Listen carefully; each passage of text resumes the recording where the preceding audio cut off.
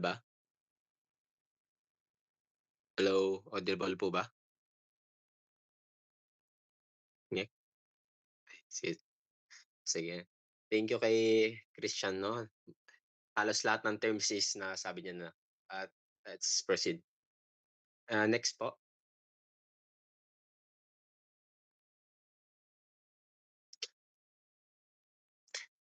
The terms cholinergic, cholineceptor, stimulant, and cholinomimetic are broader than parasympathomimimetic and denotes agents stimulating acetylcholine receptors located in the parasympathetic system or other sites such as neuromuscular junction. Cholinergic agents or drugs mimic the action caused by the acetylcholine at receptor sites in the parasympathetic system and neuromuscular junction.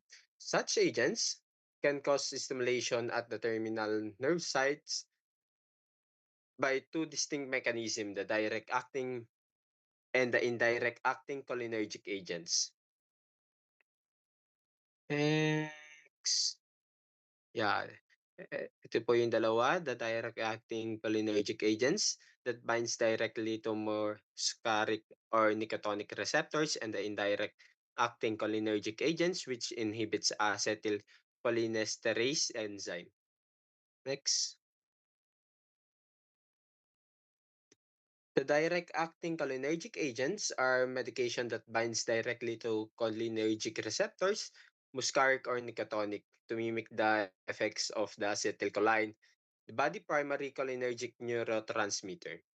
The mechanism of action of it is that they activate cholinergic receptors without relying on acetylcholine release or preventing its breakdown, unlike direct acting agents. Nanyan.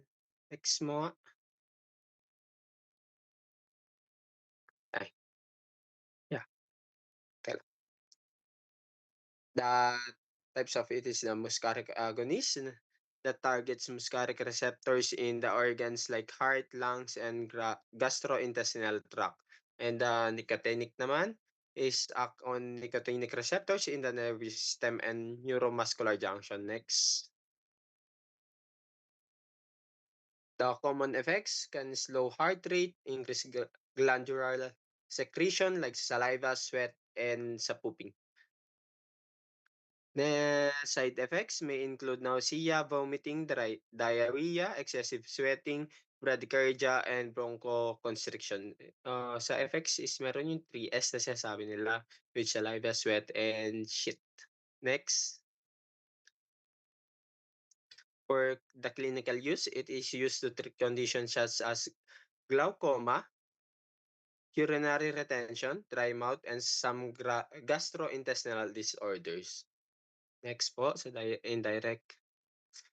While the indirect acting cholinergic agents work by inhibiting the cholinesterase enzyme, which normally break down acetylcholine in the synapse. This leads to increased level of acetylcholine, which then activates cholinergic receptors, the muscarinic and the nicotinic indirectly. Next.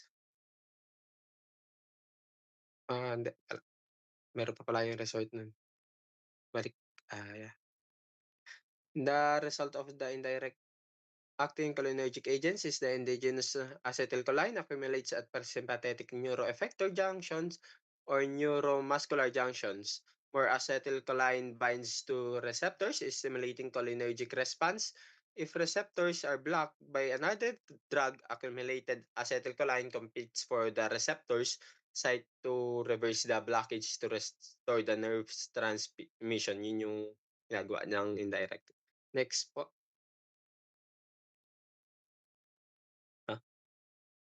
Why hindi ko nalagay yung ano? Well,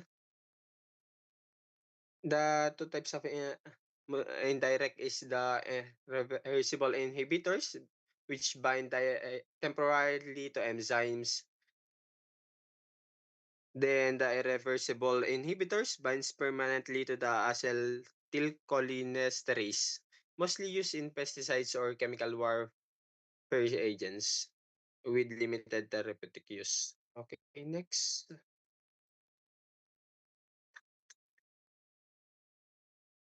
The clinical use is to treat Alzheimer diseases, myasthenia gravis, posterative ileus, urinary retention, and reverse anticholinergic drug overdose. Example of it are etopiopate, diastigmine, and droponium. Next. Ah, sa en ito, ectopate. Ano po sa muna? Sa extopate, ang target niya is autonomic muscarinic receptors in the eye, iris, sphincter, and ciliary muscles. Effects niya is cause pupillary constriction and lens thickening.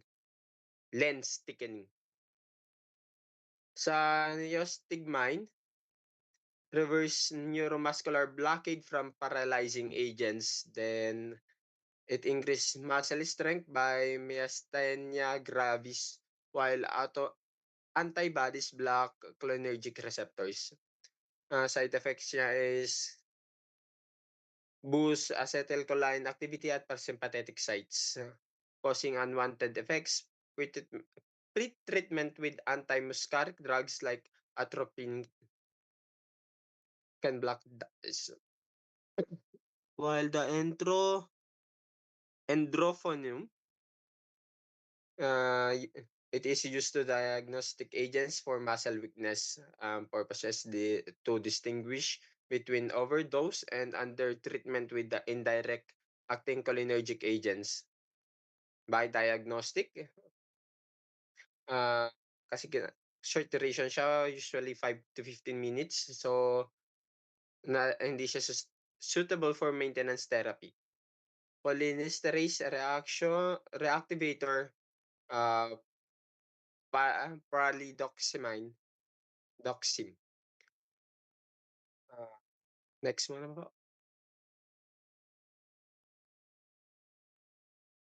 Yeah, the effects. The common effects depends on the sites of action but may include improved cognition function, increased muscle strength, slowed heart rate, enhanced glandular secretion, and smooth muscle contraction. While the side effects, similar to direct acting agents, we have the nausea, diarrhea, sweating, bradycardia, plus potential neuromuscular overstimulation, like muscle twitching, and weakness in high doses. Next. Ito nga po pala yung mga example ng direct and indirect acting cholinergic agents na nasa book. Yan po yung sa ginagamit sa glaucoma, sa diagnostic, ganun po. Next. Um, uh, sa anticholinergic agents. Ah, Anticholinergic agents, also called parasympatolytics, are medication that blocks action of acetylcholine at cholinergic receptors, primary muscarinic receptors, and sometimes some nicotinic na rin, inhibiting parasympathetic nervous system activity. Uh, Also, ang prototype nito is yung atropine effect, increase in heart rate, bronchodilation, reduce salivation, and secretion. Next. Mm. Yeah. Key information lang po sa mechanism of action. They compete with acetylcholine for binding sites on receptors, preventing acetylcholine from exerting in its effect and thus turning down parasympathetic responses. Next. Yeah. So, atropine and parasympatolytic agents. Non-specific competitive antagonist of acetylcholine at muscarinic receptors, yung nasabi na po ni Christian kanina, yung M1, M2, M3. Atropine is a classic anticholinergic medication derived from plants like belladonna, with broad clinical use due to its ability to block parasympathetic activity. Atropine is a non-specific competitive antagonist of acetylcholine atmospheric receptor. It blocks parasympathetic activity causing reduced secretion. Yun nga po, nagagamit siya sa bronchial smooth muscle relaxation and decrease airway secretion. Increase in heart rate, it blocks the vagal tone. Pupil dilation and lens flattening. Reduce in GI motility and bladder tone. Inhibit the sweating. Sa CNS naman po, meron siyang range from sedit mild sediation to hallucination at high doses. Scopolamine prevent motion sickness. Use naman sa use of parasympatholytics, yung nasa box 5.1. Next mga hello. Ay, why? Ay, hindi natanggal sa mechanism of action yun.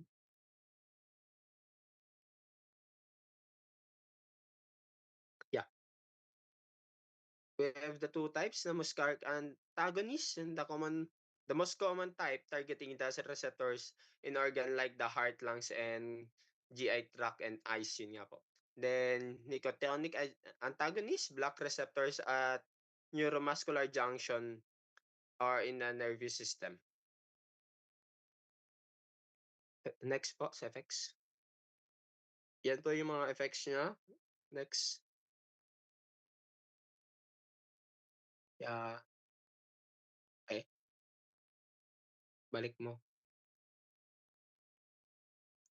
The common effects of it depends on the target area but typically include increased heart rate, reduced glandular secretion, relaxation of smooth muscles, pupil dilation, and reduced GI motility. Clinical use niya is treat conditions such as bradycardia, overactive bladder, irritable bowel syndrome, asthma, COPD, motion sickness, and to dilate pupils for eye exams.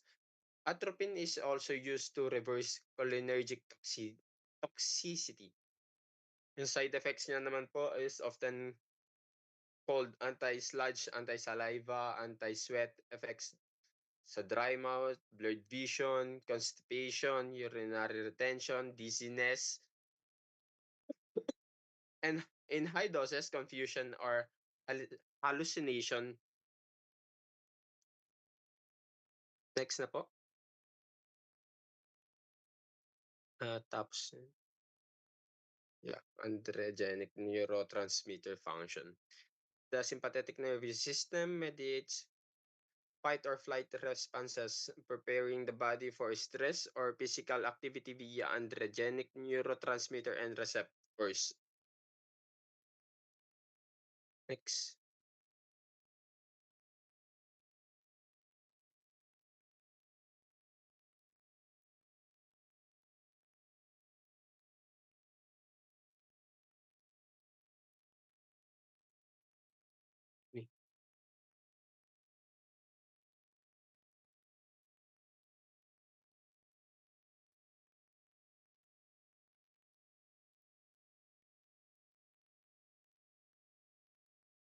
Yeah, ito. Uh, Norepinephrine released by postganglionic sympathetic neurons to act on adjacent target organs such as heart, blood vessels. The epinephrine synthesized in the adrenal medulla and released into bloodstream as hormone during severe stress sa trauma at saka hypoglycemia, acting systematically on all androgenic receptor subtypes. While the dopamine, a precursor to norepinephrine at saka epinephrine, acts on dopamine receptors in the CNS and peripheral vessels to maintain organ. Next. Wait a minute. Inom lang po ako.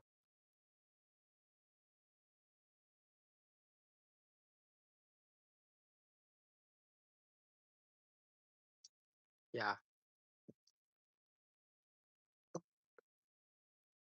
Synthesis pathway. It begins on tyrosine uptake. Amino acid at tyrosine is transported into presynaptic sympathetic neurons. Then next is the conversion of L-DOPA catalyzed by tyrosine hydrolase. Then next is conversion of to dopamine. Conversion to dopamine which is catalyzed by aromatic L-amino acid decarbylase. Then next is conversion to norepinephrine, which dopamine is transported to vesicles, where dopamine beta hydrolase convert it to norepinephrine. And then next is the storage and release of the norepinephrine. Storage and release. Norepinephrine is stored in synaptic vesicle. An action potential triggers calcium ion influx into the neuron, causing vehicles to fuse with presynaptic membrane and release neuroepinephrine into synaptic cleft. Next.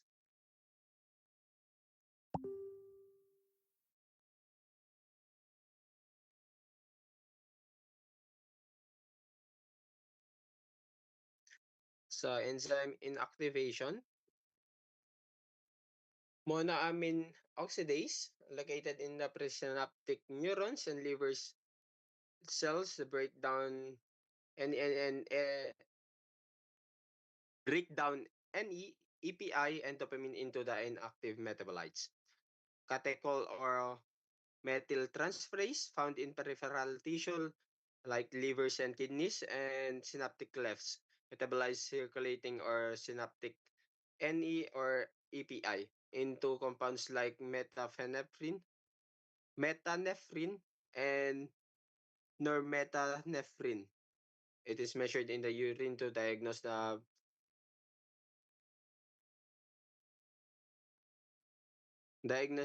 pheochromocytoma at tumor that overproduce catel ah, catecholamines.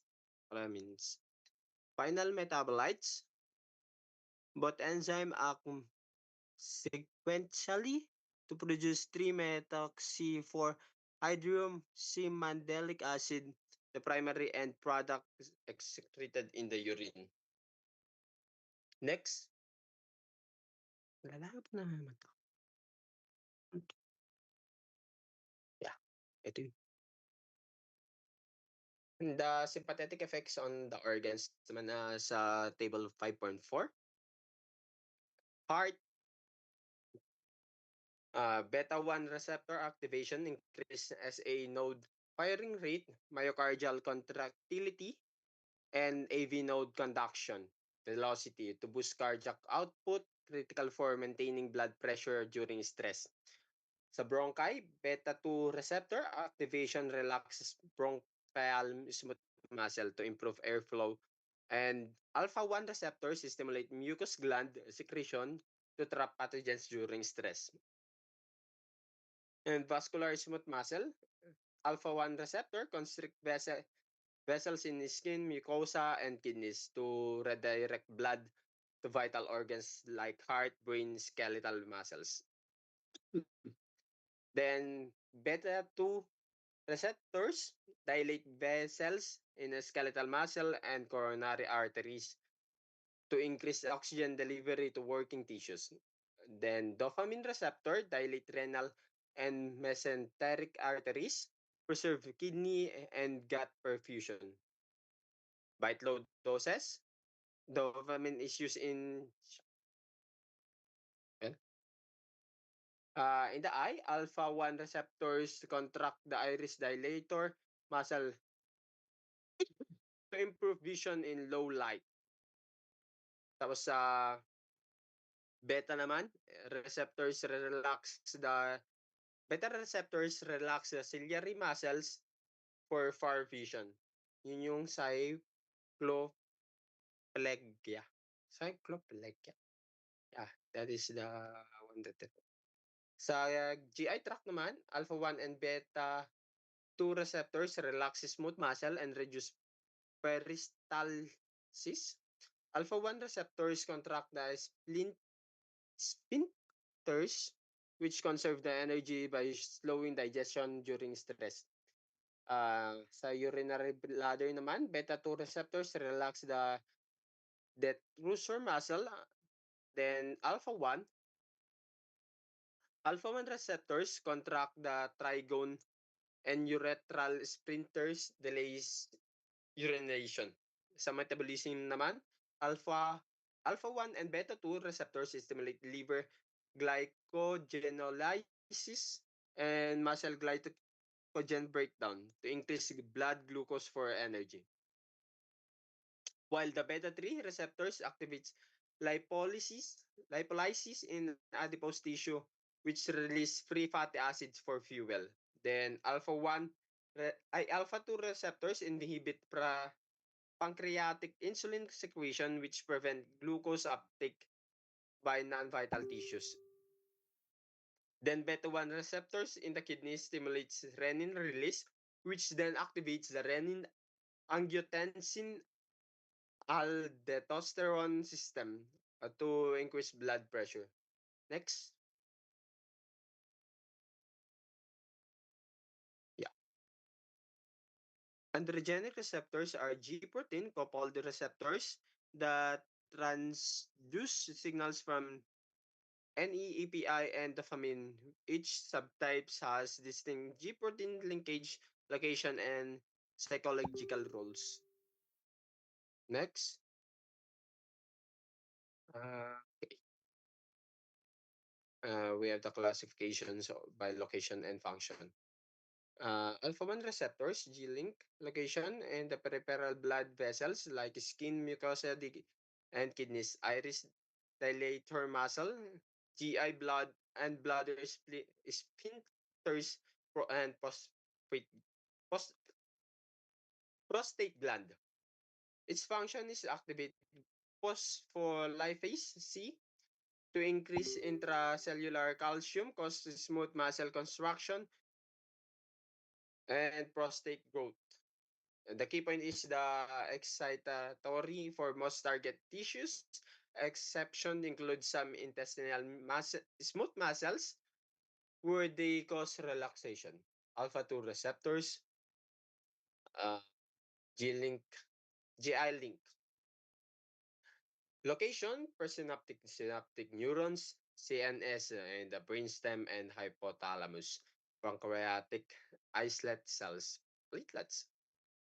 Function inhibits adenylate acylase to reduce cyclic adenosine monophosphate. The presynaptic negative feedback to stop NE release. Sa CNS naman, reduce synaptic outflow from the brainstem, lowers blood pressure, target of drug like clonidine.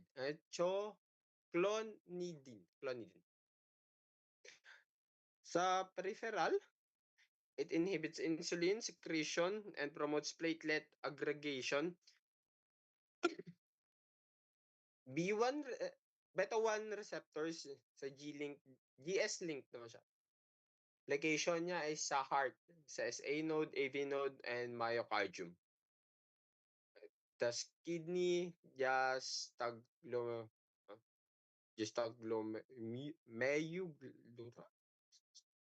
Yes. Diastaglomerular cells. The functions activate the adenylate silase, increase CAMP, enhance cardiac function, and stimulates renin release. The key point is exclusively ano yun? Ah, saan part yun na ano? Sorry. Ulol. Saan ako? Yeah. The key point, inhibitory for smooth muscle, excitatory for metabolic processes. While the beta 3 receptors sa G-link naman, GS-link, location in adipose tissue, urinary bladder as trusor muscle. The function increase in CAMP, which stimulates lipolysis and relaxes bladder smooth muscles like Maravegron. Dopaminergic receptors, D1 to D5 yung subtypes GS or GI link. Location in CNS, substantia nigra reward pathways, peripheral renal mesenteric blood vessels sa function. CNS, D2 receptors regulate movement loss, lead to Parkinson disease and reward target of addictive drug. Peripheral, sa D1 receptor, dilate renal mesenteric arteries, increase in blood flow and urine output. Next. Ay, hindi talaga ako sanay sa receptors differentiation. Alpha versus beta receptors. Alpha receptors generally mediate excitatory response except in the intestine and CNS, while the beta receptors mediate inhibitory responses except in the heart.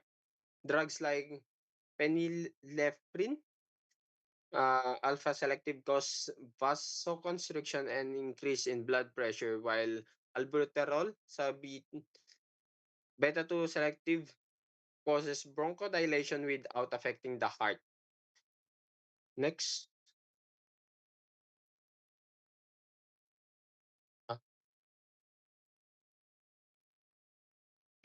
uh, Alpha 1 versus alpha 2 receptors. Alpha 1 receptors are postsynaptic, acting on target organs. Alpha 2 receptors are primary presynaptic. Autoreceptors are located in the CNS. For prazosin, alpha 1 antagonist lower blood pressure by blocking vascular constriction. Polinidine, alpha 2 agonist lowers blood pressure by reducing CNS synaptic outflow. Next. Sa beta 1 versus beta 2 receptors naman, beta 1 receptors are cardiac specific. Then sa beta 2 receptors, acts on the lungs, blood vessels, and metabolism. Metoprolol, beta 1 selective, treats hypertension and heart failure without causing bronchoconstriction. Safe siya for asthma and COPD patients. While the propranolol, non-selective beta 1 and beta 2 antagonist can worsen airway diseases. Next. Sympathomimetic and sympatholytic agents. Yeah. Next. This drug modifies sympathetic nervous system activities by either stimulating or blocking androgenic receptors. Next.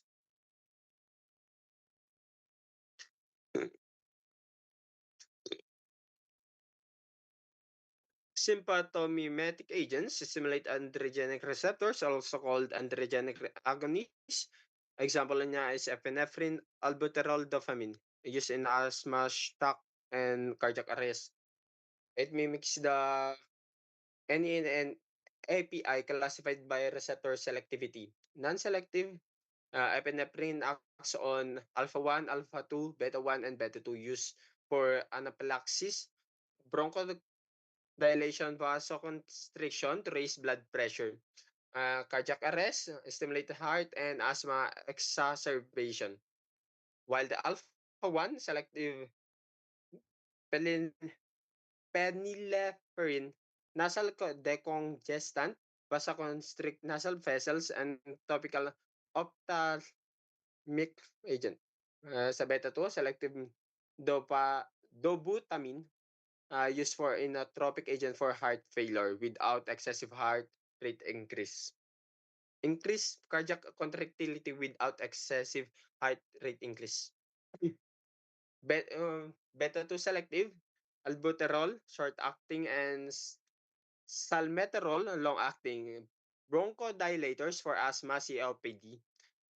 For tapos terbutaline, used to relax uterine smooth muscle to prevent preterm labor.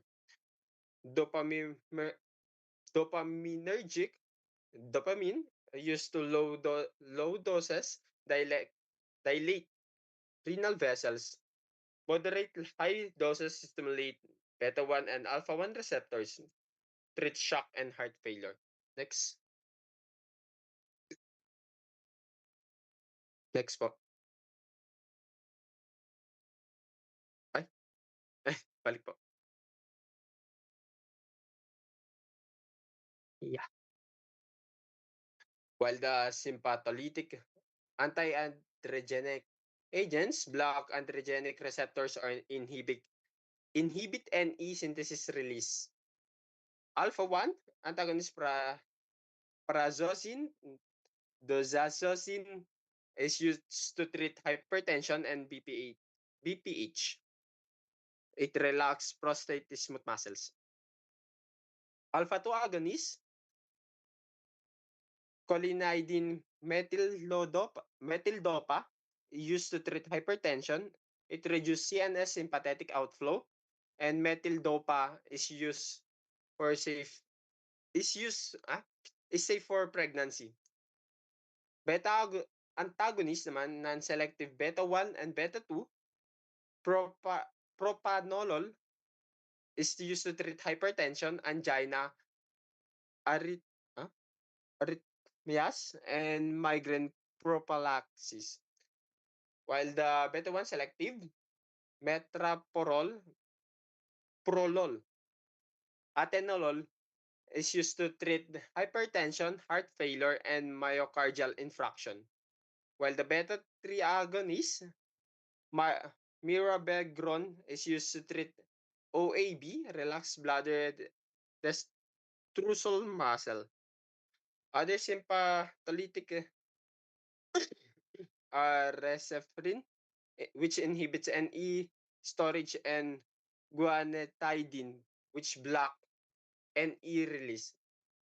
Used for older hypertension drugs, now rarely used due to its side effects. Next, for the summary, like, yan, dami ko ng bulol. Yan lang yung ibig sabihin niya. Cholinergic, which is stimulate parasympathetic system. Anticholinergic, which is block parasympathetic system. Pag sympathomimetic is stimulate sympathetic system. At saka yung sympatholytic, which is block sympathetic system. Next, mag-report po si Betia. Betia. Thank you.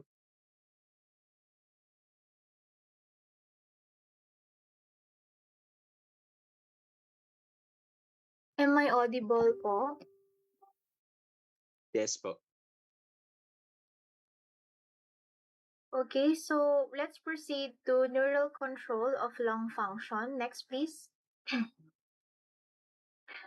So, meron po siyang iba't ibang subtopic. We have the sympathetic innervation and effects, the parasympathetic innervation, yung non-adrenergic and non-cholinergic inhibitory nerves, and non-adrenergic, non-cholinergic excitatory nerve. Next, please. So, yung lungs po natin ay kinokontrol po siya ng autonomic nervous system. And yung autonomic nervous system natin, meron po siyang dalawang part. We have the sympathetic and the parasympathetic nervous system. Under sympathetic po, ang function niya po is for bronchodilation, meaning it opens the airway. For parasympathetic naman po, ang function niya is for bronchoconstriction, meaning narrowing the airway. Next, please. So because of this, many breathing medicine work by opening the airways or tinatawag din po natin siya as adrenergic bronchodilator Kapag naman po blocking the airway narrowing, ang tawag po natin doon is anticholinergic bronchodilator. Next please. Okay, so ano nga bang part ng lungs yung affected? So yung lung function po natin, it involves more than just the breathing tube as it involves our airway smooth muscle. Yung airway smooth muscle po natin, whether the airway is open or closes. Tapos yung sa mucus secreting cells naman po natin, whether it could produce mucus, which then blocks the airway if there is too much. And then yung bronchial lining po natin, also called epithelium, that protects the airway and helps to regulate the airflow. And for lastly, the blood vessels in the lungs that control the blood flow for gas exchange. Next. Aside from nerves, yung lung po natin is also affected by inflammation, especially sa mga conditions like asthma. So during inflammation po kasi yung chemical substances ay nare-release from the inflammatory cells. For example po nun yung mast cell at saka yung platelet as well as yung mga galing sa airway lining cell.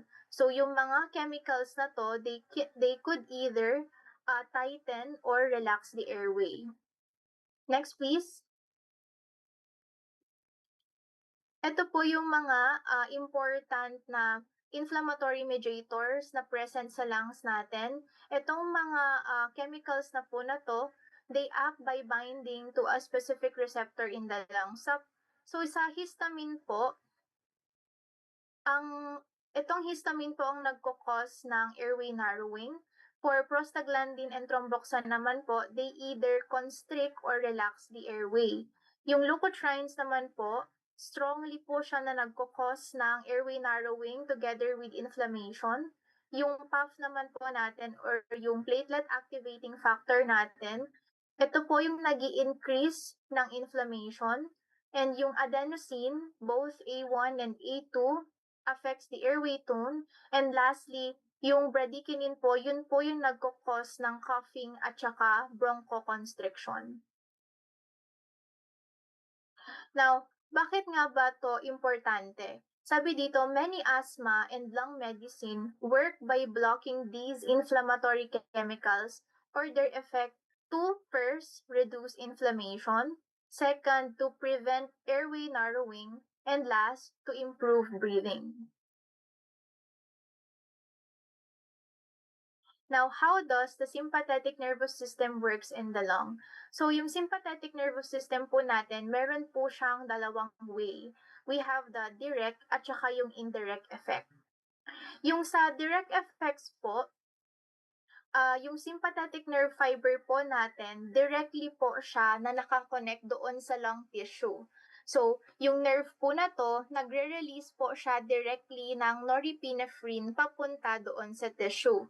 For indirect effect naman po, yung sympathetic system natin, nagre-release po siya ng epinephrine and ng norepinephrine pero papunta po sa bloodstream. Now, yung mga nagsisirculate na po na chemicals, yun na po yung mag-a-act doon sa lung tissue na walang direct nerve supply. Kaya po siya tinawag na indirect effect. Next po. Where does the sympathetic nerve found in the lung? So yung sympathetic po natin, nagsusupply po siya sa ating submucosal gland and bronchial arteries. Pero wala po or little or no sympathetic nerve supply po ang napupunta sa airway smooth muscle. Next po. So, yung human airway smooth muscle po natin is not directly innervated by sympathetic nerve. Now, ano yung meaning nun functionally? So, meaning lang po nun, hindi po siya nagre-relax due to direct nerve stimulation, pero nagre-relax po yung airway smooth muscle natin mainly dahil sa mga nagsisirculate po na epinephrine na galing from our adrenal medulla. So, recap lang po natin, yung sympathetic nervous system po natin, kinokontrol niya po yung lung function via direct nerve affecting on glands and blood vessels. Yung indirect hormonal effect naman po, mainly circulating epinephrine papunta po doon sa airway smooth muscle. So, dito po, yung sa diagram po na to, ini-illustrate lang po nito yung sympathetic nervous system tsaka yung mga hormones na epinephrine at tsaka yung norepinephrine. So, dito po, kung makikita nyo, yung alpha-1 and beta-2, ito po yung mga receptors natin.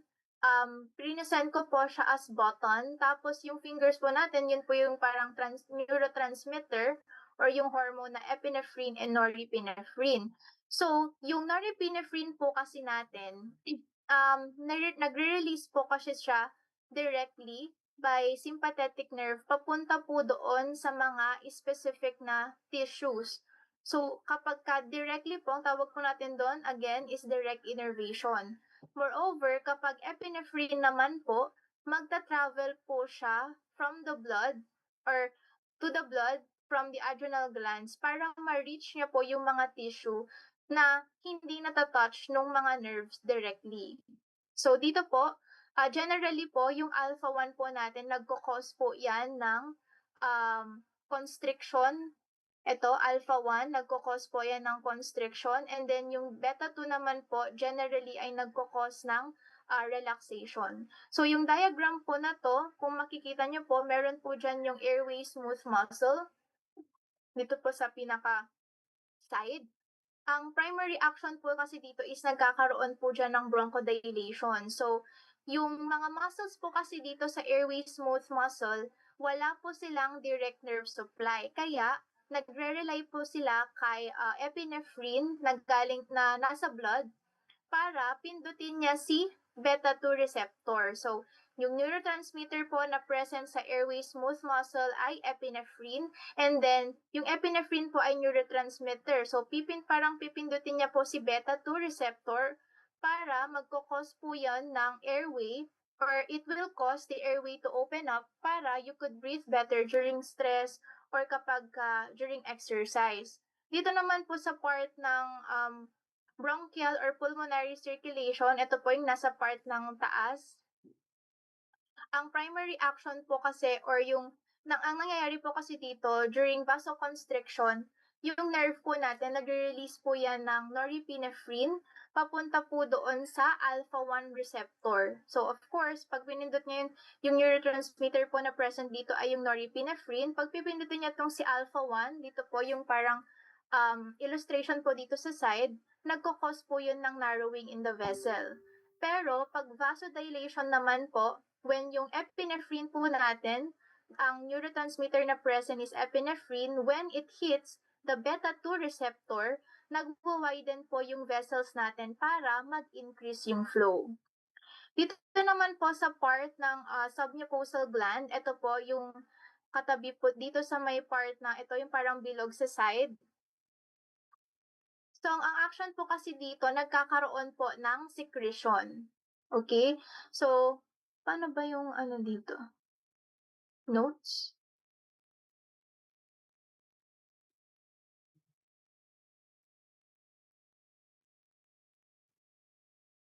And whiteboard. Ito po yung sa side, yung sa may part po ng submucosal gland, nagkukos po kasi yan ng secretion.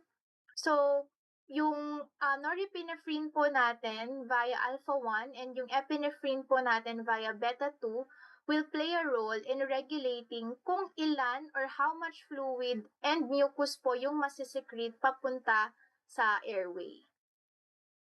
Next po, please. Now, we have here the direct sympathetic nerve innervation or the nerve-controlled site. So, pulmonary vasculature, lung blood vessel. Under po niyan, meron tayo yung sympathetic nerve releasing the norepinephrine, wherein your norepinephrine will act directly sa ating mga adrenergic receptor. And as an effect, kinokontrol niya po yung blood vessel tone. Mainly, nagkakos po siya ng vasoconstriction. Next. So, under naman po ng indirect or hormonal sympathetic control, meaning wala pong direct nerve. Makikita po natin yan, kaya po kanina dun sa diagram, yung sa airway smooth muscle. So, dito wala po siyang direct na sympathetic nerve innervation. And this one is being controlled by the circulating epinephrine. Okay, so yung source po pala ng epinephrine po natin ay nire-release po siya ni adrenal medulla. So, ang effect naman po ni epinephrine, so si epinephrine magbabind po siya kay beta-2 receptor which will then cause relaxation ng airway smooth muscle natin or in short, nagkakos po ang epinephrine ng bronchodilation. Next, please. So, example po dito, yung response po niya sa drug, yung B2 agonist, example po is yung salbutamol and albuterol. So, itong mga to, minimimic po nila si epinephrine, kaya ang result po niyan, ina-open nila yung airway. Next. So, ito po is parang summary. Yung kapag ang substance is norepinephrine, galing po siya sa ating sympathetic nerve ending, which is, ang main action niya po is papunta sa blood vessels or nag-act po siya sa ating blood vessels. Yung epinephrine naman po natin, ang main source niya po ay sa ating adrenal medulla or sa blood, which will, main action na po niya is nire-relax na niya po yung airway smooth muscle natin. Next. So, yung pinaka-summary lang po nun, yung pulmonary blood vessels po natin, controlled po siya by direct sympathetic nerve using norepinephrine. While yung airway smooth muscle po natin, since lacking po sila ng nerve supply, kaya po sila controlled mainly ng mga nagsisirculate lang na epinephrine that will then later on act sa beta receptor na nagkukos ng bronchodilation. Next. So, ito po yung ano lang po niya, overview. So, sympathetic nerve, galing sa adrenal pathway or sa adrenal pathway. Tapos, yung adrenal medulla naman po or tinatawag din po natin siya na hormonal pathway. Under sympathetic nerve, ang nire-release po nila ay norepinephrine. Yung norepinephrine, which will then later on act on our pulmonary blood vessels. Tapos, ang receptors po na present doon is your alpha receptor which will cause vasoconstriction. Dito naman po sa kabila, yung sa hormonal pathway, nagre-release po sila ng epinephrine. Kaya makikita po natin to specifically doon sa airway smooth muscle natin which ang receptor po na present doon is yung beta-2 receptor and itong beta-2 receptor nagkakos na po siya ng bronchodilation. Next please. For subtopic 1 na po tayo, yung airway smooth muscle under sympathetic control. Next. So, ang human airway smooth muscle po kasi natin, it has a little or no direct sympathetic supply. So, yung sympathetic nervous system po natin, kinokontrol niya po yung airway tone mainly via hormones sa blood and hindi dahil sa mga nerve that touching the muscle. So, paano po siya, how does the sympathetic control happen? So, yung body po natin, nagre-release po yan ng catecholamine doon sa bloodstream natin. Present po dyan si epinephrine at saka si norepinephrine. Yung mga chemicals na to, mag-a-act po sila sa mga receptors doon sa airway smooth muscle. Present po dyan si beta at saka si alpha receptor. So, si epinephrine, ini-stimulate niya si alpha and beta receptor. Moreover, si norepinephrine naman, ang mainly lang po na ini-stimulate niya ay si alpha receptor. Next po. So, yung beta receptor po natin, ang main effect niya lang po is airway relaxation or bronchodilation. Next po. So ano nga ba yung ginagawa nitong si beta receptor? So ang ginagawa niya lang po is nire-relax niya po yung airway smooth muscle which will then cause bronchodilation. Pero meron din po yung mga gumagaya ng effect nitong si beta receptor like your B-adrenergic bronchodilator drug. Example po dyan ay yung albuterol. Next please. Now, yung sa distribution naman po ng beta receptors, nakikita po natin yan from our trachea down to our terminal bronchioles, but more B receptors ang nakikita sa mga smaller airway. Kaya nga po yung mga B agonists natin ay mas effective sa mga small airway. Next po. Beta receptors ang pinaka-important sa human. So, yung beta receptor po natin, yun po yung main na B receptor subtype sa human airway smooth muscle. This is according to autoradiographic studies and genetic studies.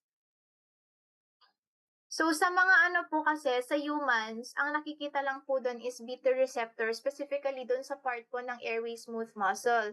Pero, sa case po kasi ng mga dogs at saka ng mga guinea pigs, meron po kasi silang B1 and B2 receptors. Pero sa humans, B2 receptors lang po yung main receptor na nakikita sa human airway smooth muscle.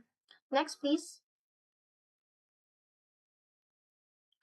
Ayan. So, sa humans, only B receptors, pero sa dogs and guinea pigs ay meron silang B1 and B2 receptors. Next po.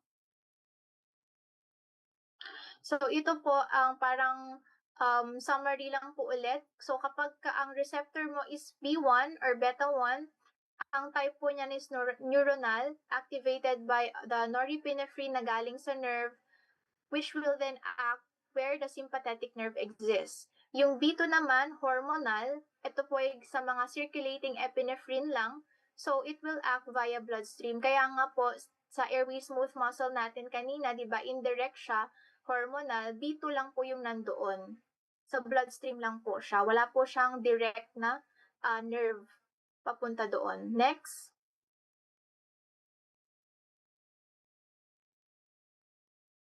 So, in animals with B1 receptors, both receptors can relax airway.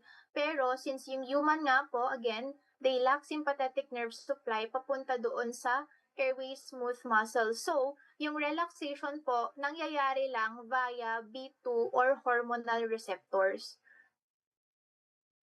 So, yung human airway relaxation, nakadepende po yan sa mga nagsisirculate or kapag nakapag-inhale po sila ng epinephrine-like drugs, which will then magbabind sa beta receptor, which will then cause relax or which will then cause bronchodilation. Next po. So, yung B3 receptor naman po, found on fat cell or tinatawag po rin natin na lipocytes pero wala naman po siyang no known role pa po siya sa human airway. So again, tandaan lang po natin na sa human ang present is B2, sa animals or like dogs and guinea pigs, both ay present. Pero yung B3 receptors po, again, wala pa po siyang, as of now, no known role pa po sa human airway. Next po. Yung alpha receptor naman po, ang ginagawa niya lang ay minor effect. Bakit minor lang? Kasi po, kokonti lang po yung alpha receptors natin and equally distributed lang po siya sa large and small airway. So itong alpha po natin, nagkukos lang po siya ng airway smooth muscle contraction na ini-stimulate ni norepinephrine pero yung effect niya po is weaker compared po sa mga B receptor kasi again, kokonti lang po sila. Next. Okay, next.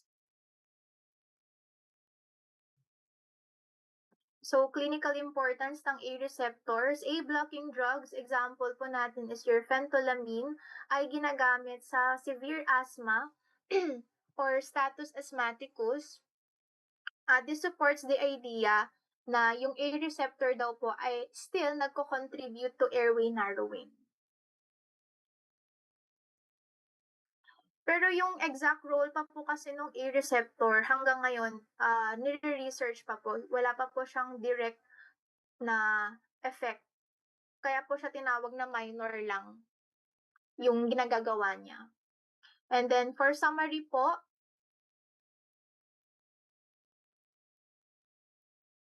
okay, so human airway smooth muscle, again, yan po, lacks sympathetic nerve supply.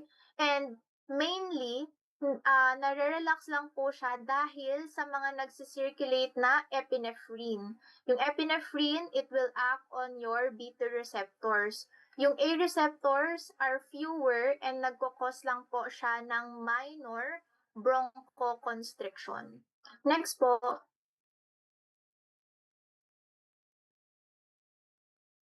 ayan, so B2, breathe easier. Tapos yung alpha naman po, airway tightens, pero konti lang. Next. Okay, dito naman po tayo sa subtopic 2, the lung blood vessels. Next po, so the lungs have two separate blood circulation system, each with a different function. So meron po tayo yung pulmonary and bronchial circulation.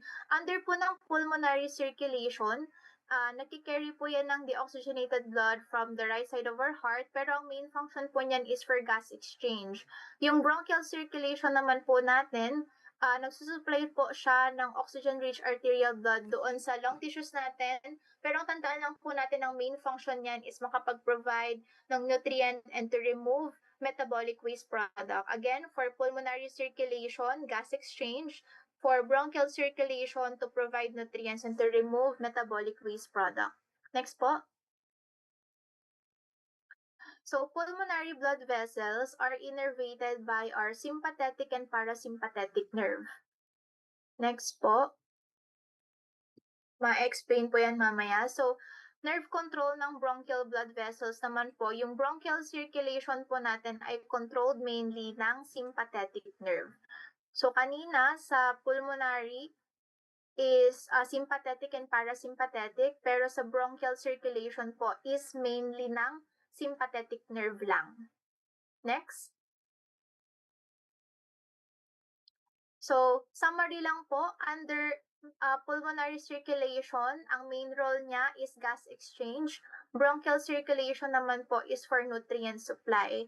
Ang blood source po niya is sa right heart, ito naman sa systemic arteries.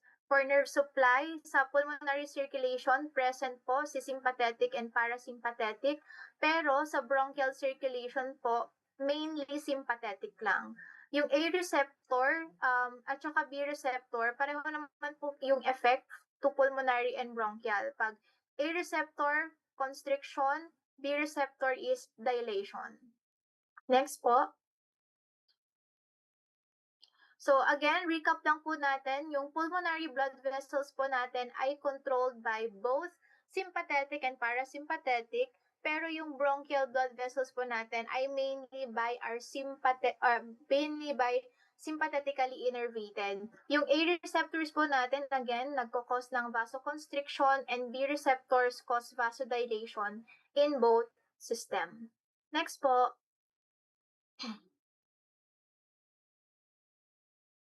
So, sa mucus gland naman na po tayo. So, ang function niya po ay mag-produce ng mucus, to produce fluid to keep the airway moist, to trap dust, microbes, and other particles. So, ang present po na receptor sa mucus gland is si alpha and beta receptors. Pag both po sila ay na-stimulate, yung secretion po ng mucus and fluid are both increased. Sa airway epithelial cell naman po natin, wala po siyang direct na sympathetic nerve supply.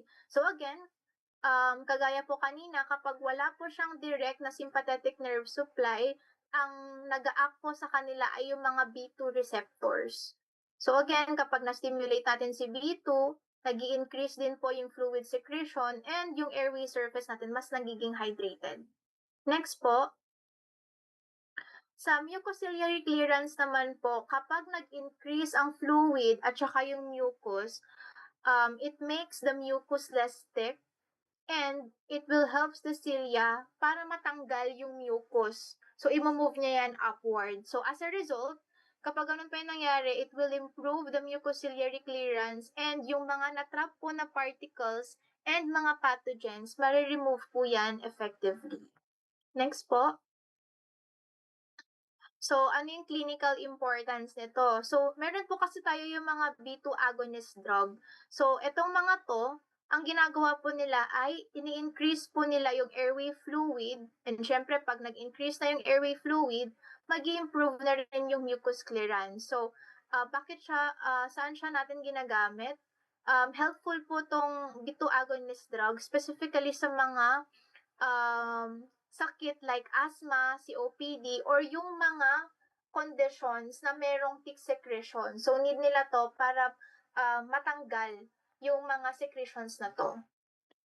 Next po.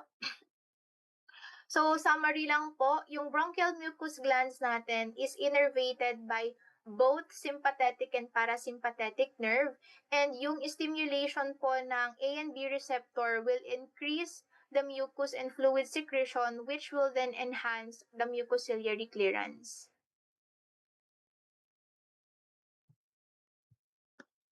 Yung parasympathetic innervations and effect in the lung naman po, yung parasympathetic nerve, mainly via the vagus nerve, control the airway smooth muscle and mucus glands in the lung.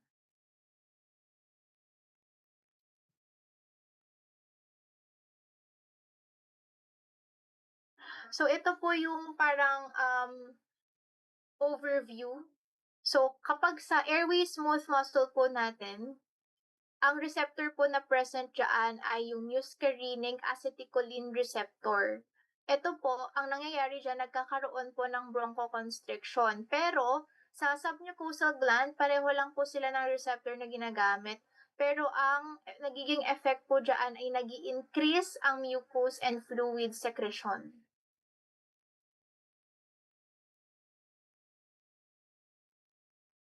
So dito po, yung effect po ng parasympathetic stimulation is ang effect niya po is strongest near the hilum but weaker in peripheral airway. So, sympathetic system mainly opposes these actions via B2-mediated relaxation.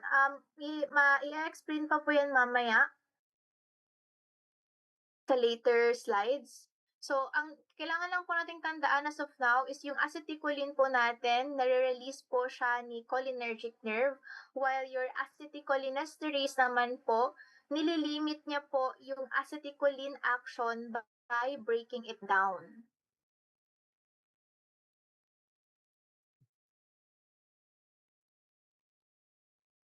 So, summary lang po ng sa part na vagus nerve is, yung vagus nerve po natin nagpro-provide po siya ng parasympathetic innervation sa ating airway smooth muscle and gland. And then, nagre-release po siya ng acetylcholine na nagko-cause ng bronchoconstriction and mucus secretion with effects strongest in the larger central airway. Saan na yung larger central airway ko? Ayun, before pala yan. Wait lang po.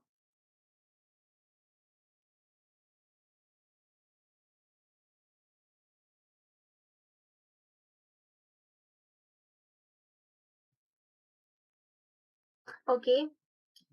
Dito naman po, parang pinaka-overview na naman po ito, yung table na to. So, kapag sa airway smooth muscle po natin, yung sympathetic nervous system, wala po siyang direct nerve, but nagre-respond po siya again sa mga nagsisirculate lang na epinephrine, which will then with beta receptor na nagkakos po ng bronchodilation.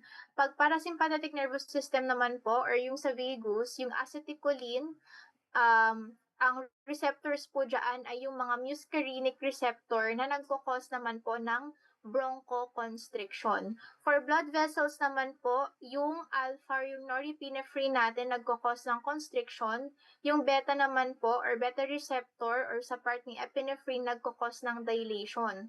Sa part naman po ni parasympathetic nervous system, wala po siyang, effect, okay, or minimal lang po yung effect niya. Sa mucus glands po natin, kapag po na-stimulate natin si alpha tsaka si beta receptors, nagko-cause po yan ng increase in secretion. Pero under parasympathetic, yung acetylcholine natin, again, for muscarinic receptors, so nag increase din po yung secretion. So same effect po sila, magkaiba lang ng receptors. For ang main na neurotransmitter ng sympathetic nervous system is yung norepinephrine na galing sa nerve and epinephrine na nagsi-circulate. Tapos sa parasympathetic naman po, ang present po dyan ay yung ating acetylcholine. So dito, under sympathetic, more important in small or distal airway via sa mga nagsi-circulate po na epinephrine. Ito naman pong parasympathetic is strongest sa ating central or hilar airways but weaker sa mga distal airways. So, i-ano ko lang po, clarify ko lang po yung sa mga distal or and central airway. Pag sinabi po kasi natin na central airway, yan po yung mga large airway. So, ang involved po dyan is yung trachea, yung mainstem ng bronchi, or yung mga large airway na papunta sa lungs. So, ito, yung sa distal airway naman po na sinasabi dyan, ito po yung mga small bronchioles.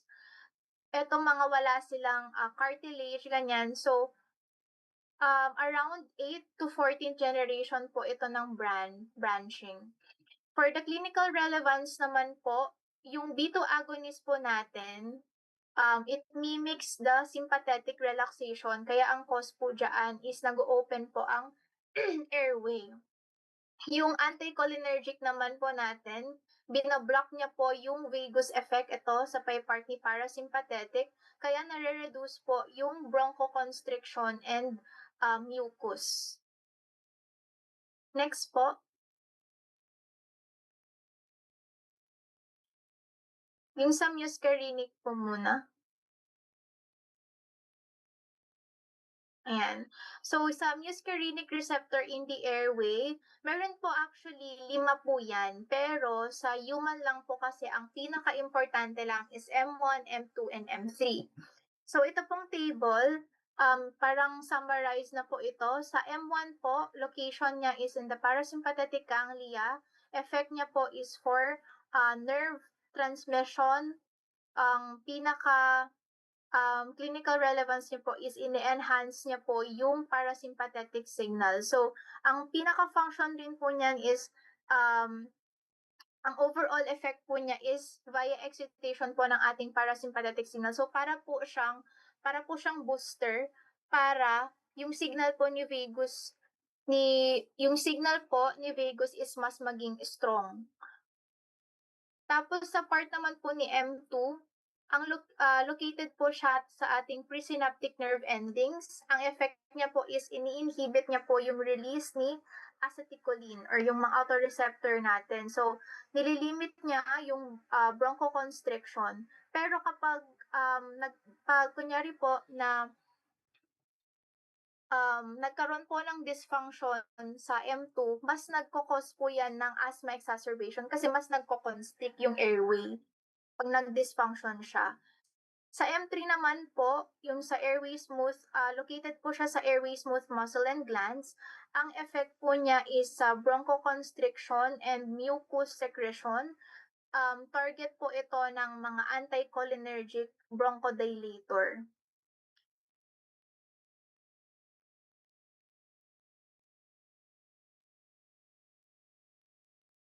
Okay na po. Next po. So, sa summary lang po ulit, yung vagus nerve po natin nagpo-provide po yan ng parasympathetic innervation sa ating airway smooth muscle and gland na nagre-release ng acetylcholine. Yung acetylcholine, nagkukos siya ng bronchoconstriction and mucus secretion, kaya mas inaapektuhan niya yung sa part ng mga larger central airway. Next po. Yan, so, note lang po natin, acetylcholine released by the cholinergic nerve. Yung acetylcholinesterase naman po, nililimit niya yung action ni acetylcholine by breaking it down.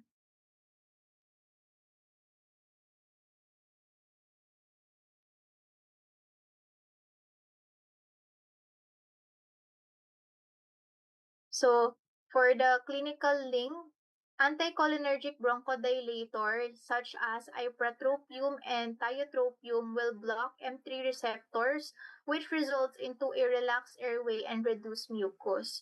Ito po yung sinasabi ko kanina, kapag nagkaroon ng dysfunction si muscarinic 2, it could worsen asthma kasi nga, nagkukos siya ng excessive cholinergic bronchoconstriction. So, mas lalong hindi nakakahinga. Next po. So again, summarize lang po natin. Yung M1 receptors po natin, it facilitate parasympathetic nerve transmission. Yung M2 naman po natin, ini-inhibit niya yung acetylcholine release para malimit ang bronchoconstriction. Pero pag nagkaroon ng dysfunction, mas nagkakaroon ng bronchoconstriction. Kaya delikado po yon specifically sa mga pasyente na may asthma. And yung M3 receptors naman po, nagkukos po yan ng airway smooth muscle contraction and mucus secretion, which are being blocked by our anticholinergic bronchodilators.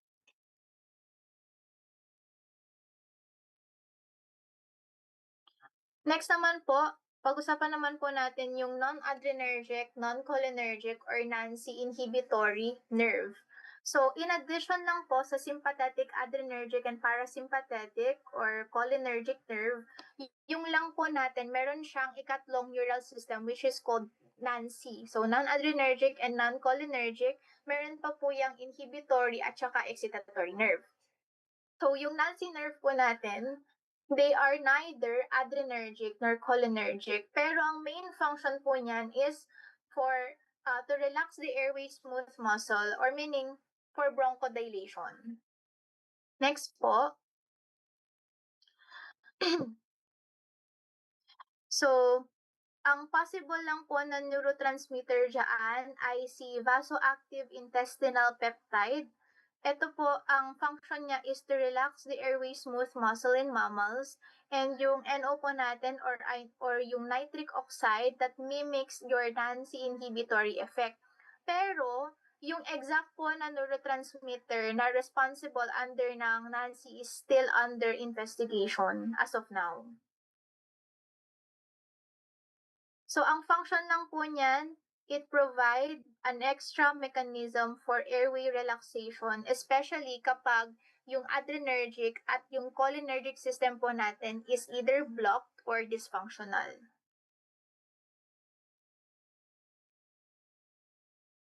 So, in summary lang po, yung NANCI inhibitory nerve po natin, sila po yung parang mga third neural system na nagre-relax ng airway smooth muscle or bronchodilation, independent of sympathetic or parasympathetic nerve, but is likely mediated by VIP and nitric oxide, though yung exact na neurotransmitter present po dito ay hindi pa po fully na na-identify. So parang ito pong NANCI inhibitory, parang backup lang po siya.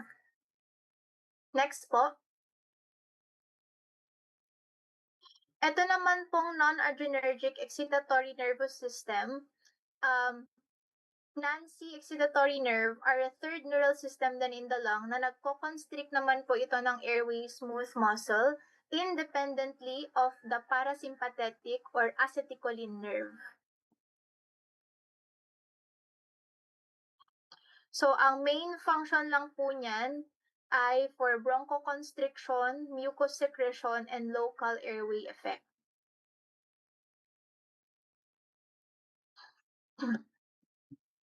Next po. So, paano nga ba nagwo-work tong si NANCI excitation? So, meron po dyang 4 step. We have the sensory afferent nerve, yung C-fiber, yung neurotransmitter, yung mechanism ng bronchoconstriction, and yung stimuli na nag-activate ng C-fiber. So, para mas maano po yan, sa ito pong first step, yung ito po kasi, yung parang sa C-fiber po natin, para po tong mga, kunyari po dun sa lung natin, yung lining ng airway natin, para po silang mga tripwire or parang mga alarm, ganon. So, eto, they are afferent po kasi, meaning, yung main job po nila is magse-sense po sila ng danger and then ire-report nila yung danger na yun papunta sa brain po natin. So, malapit po sila sa mga blood vessel and glands natin para madali po nilang namo-monitor yung mga bagay na ini-inhale natin or bini-breathe natin. Sa part naman po ng neurotransmitter dito po sa ikalawa,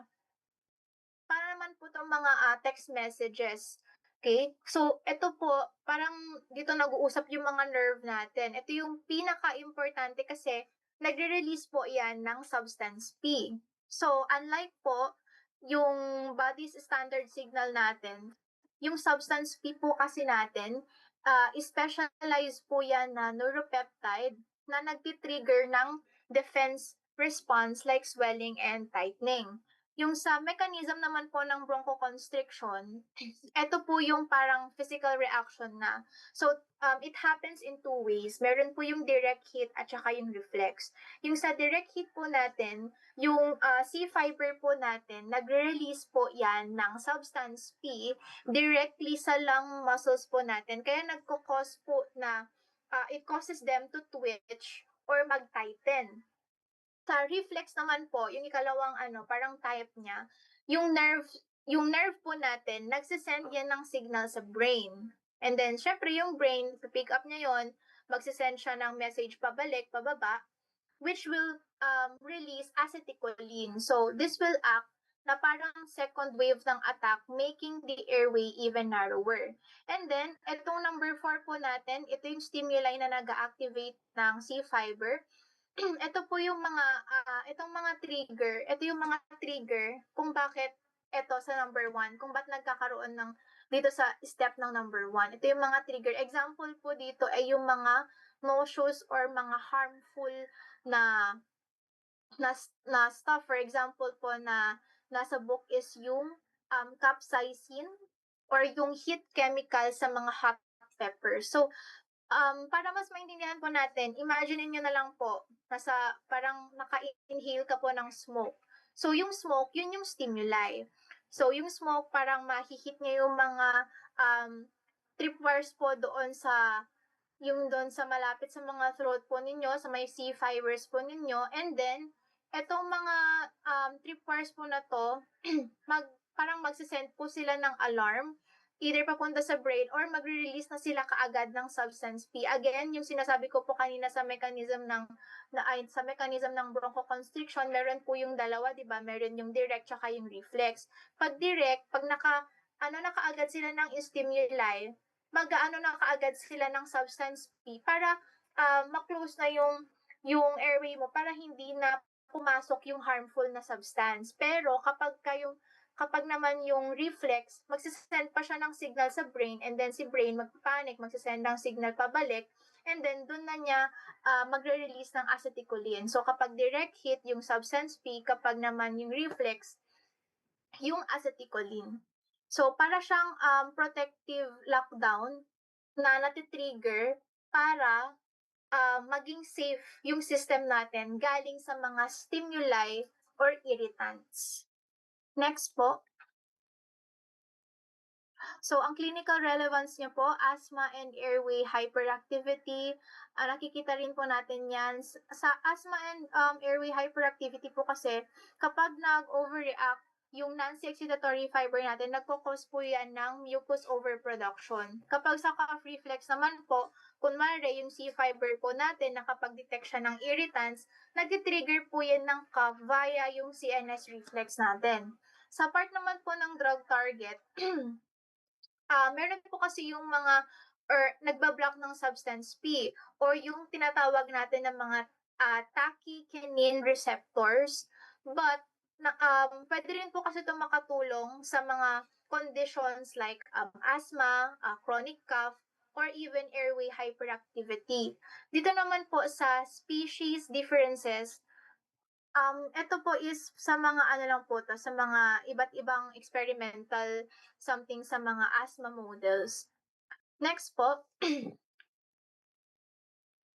Okay, to summarize lang po lahat ng yon, sa non-C inhibitory, ang function niyan to relax airway, smooth muscle, in short, bronchodilation. Ang neurotransmitter po na present dyan, pero hindi pa po final, is yung VIP and yung nitric oxide po natin.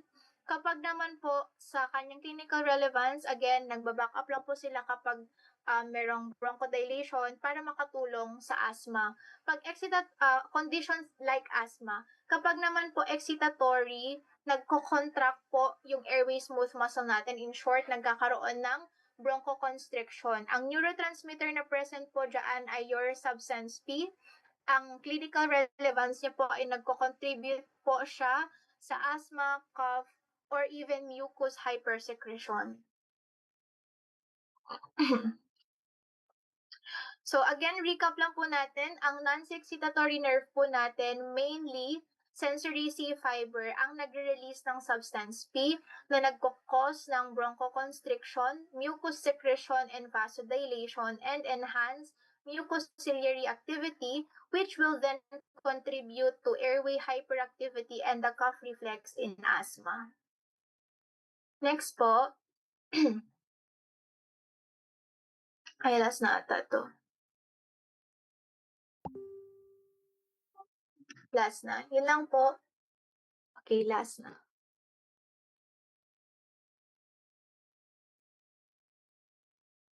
So, to end this po, yun lang po. Thank you for listening. Mag-open cam naman kayo. Mga ka-group ko. Open cam ka din.